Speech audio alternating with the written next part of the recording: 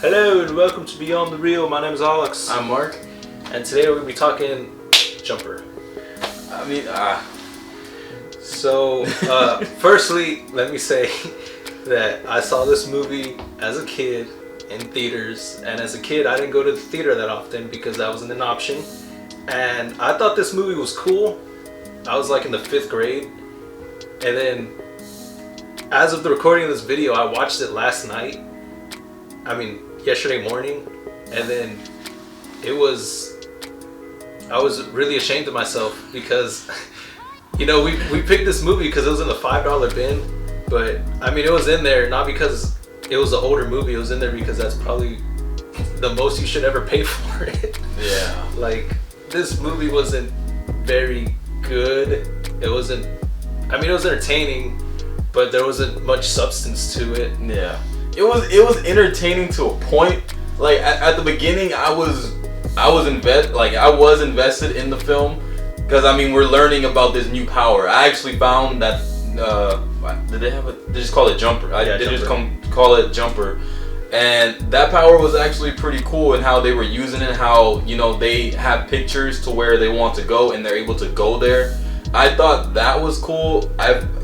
But other than that, I felt like this movie was pretty weak, and I felt like it dragged at the end because there was basically 3 fight scenes I think. Yeah. Right? Just about. Yeah. When they fought Samuel L. Jackson, then they fought Griffin, then he fought Samuel L. Jackson again, and then I was like, man, when is this gonna end? Because then it just dragged for a while after that. Yeah. So this movie, just a quick rundown of the plot. You follow Hayden Christensen, who is a jumper. He discovers he has this power at a young age, and he basically runs away from home and he becomes a bank robber. And then as soon as he gets discovered by Samuel Jackson, who works for this mysterious agency, he decides to run away from him, and he's being hunted by Samuel Jackson. Mm-hmm. And that's the basic rundown of the plot. However, it's just so weird because, like I said, it's a mysterious agency. We don't really know much about their motive other than Samuel Jackson hates jumpers for some reason. For some reason, and the only real explanation we get is that he says that only God should have this power, and that at some point all the jumpers are going to turn bad. Mm-hmm. But throughout the movie, he's meant to. Well, he does pull off being like the badass character, but you really only see him kill one jumper. Yeah. And he kills all of them with this one knife that doesn't even get dirty. Yeah. And he just puts it back in the same wrapping, and there's no blood or anything. Yeah. He takes them on, he takes on all the jumpers. He's pretty good at it. I don't know how. He doesn't have any superpowers or nothing. So he's just going at them full on, and then, Hayden Christensen, he's getting taken down. Griffin's getting taken down. And then the only one, like you said, the first one at the beginning he had taken down, but that's because he had a whole group of people taking that one jumper down, and that's why they got him. But I felt in this film, I really felt like all the characters, they didn't have good chemistry.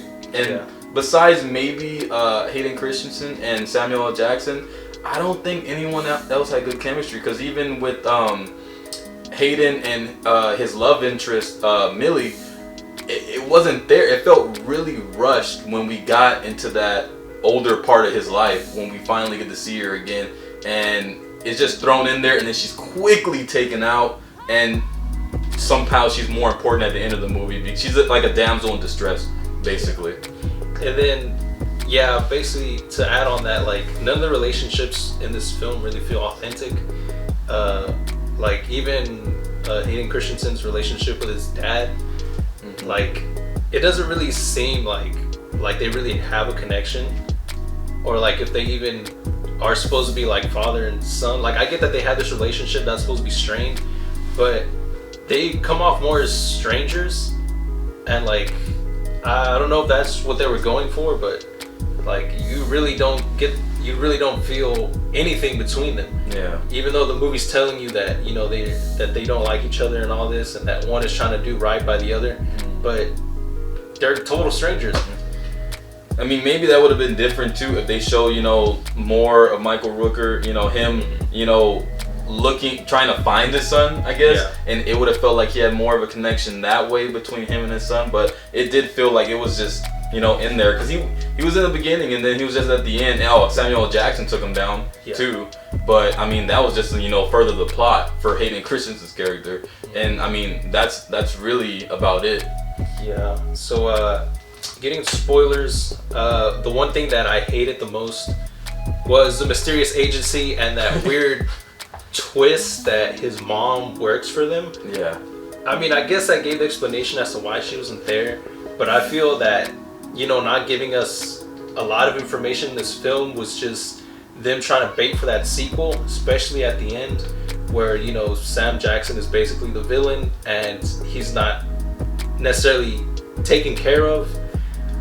Him going to find out about his mom and that lead up that, you know, she's remarried. Well, not, she has like another daughter. So, you know, you get the feeling that that could have played into a potential sequel. And the fact that I don't think he ever went back to get Jamie Bell because after he threw him in the tower, he never went back to see how he was doing or anything. So, No. Yeah, I feel like this was a sequel bait movie, and there's a lot of mindless, senseless action for little to no reason.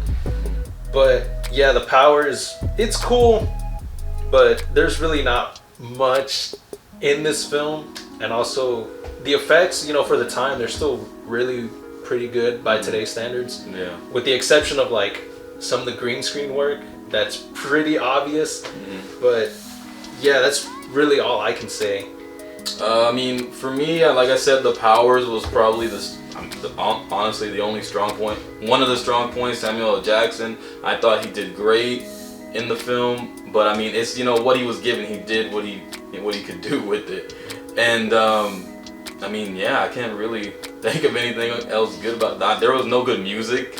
Yeah, that's true. All the licensed 2000s music. Yeah, like it was just all licensed music, and there was really nothing trying to keep me back in. Like I said, it just dragged, and I'm pretty sure this movie's never gonna get a sequel because Alex barely told me about this film, so I didn't even know Hayden Christensen did any other films, honestly, and besides Star Wars, and that's me just not looking out for his films. But I mean, this movie's not gonna get a sequel. So today's MVP award, Samuel L. Jackson. Samuel L. Jackson. He was the best actor, and honestly, I think other than him, probably like the more veteran actors like Diane Lane. Yeah. And like as little of a part that she had, same with Michael Rooker.